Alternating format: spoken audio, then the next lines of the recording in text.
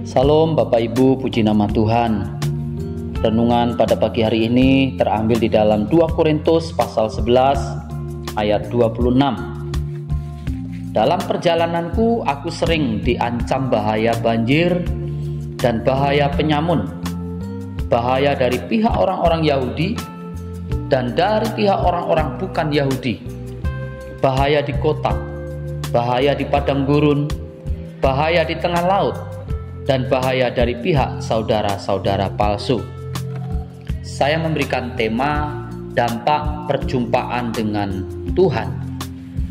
Bapak Ibu Saudaraku sekalian, Saulus adalah orang yang selalu mengejar orang-orang Kristen untuk ditangkap, dianiaya, dan bahkan dibunuh.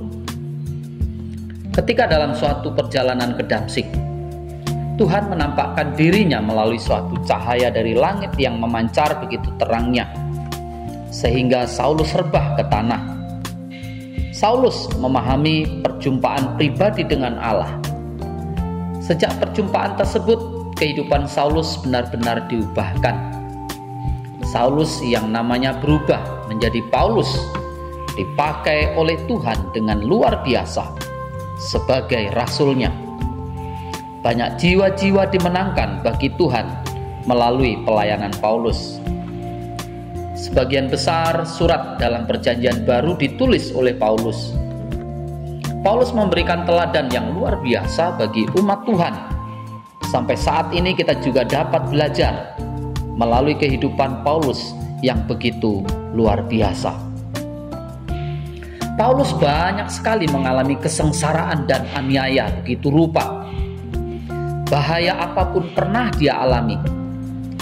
Dia bisa bertahan semata-mata bentuk kecintaannya kepada Tuhan.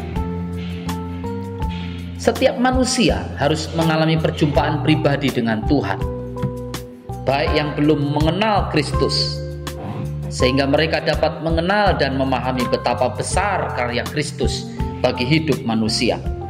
Sehingga bagi umat Tuhan dalam kehidupan mengiring Yesus, hari demi hari harus dilalui dengan perjumpaan dengan Allah. Karena melalui perjumpaan dengannya, maka kita akan diubahkan menjadi seturut dengan kehendaknya.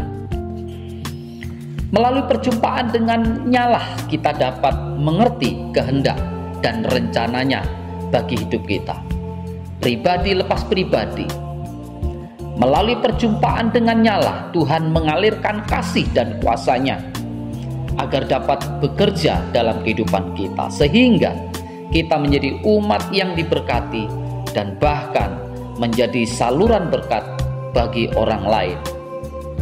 Melalui perjumpaan dengannya lah Tuhan memakai kehidupan kita menjadi saksinya bagi dunia yang masih hidup dalam kegelapan.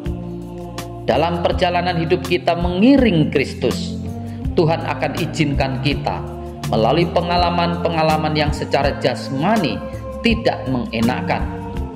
Tujuannya agar kita dapat semakin mengenal Kristus dalam hidup kita.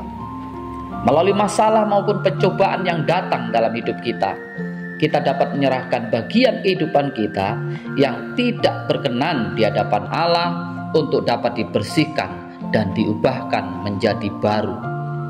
Ketika kita berserah sepenuhnya kepada Tuhan, setiap kegelapan yang mengisi hati kita akan semakin diterangi oleh terang Kristus.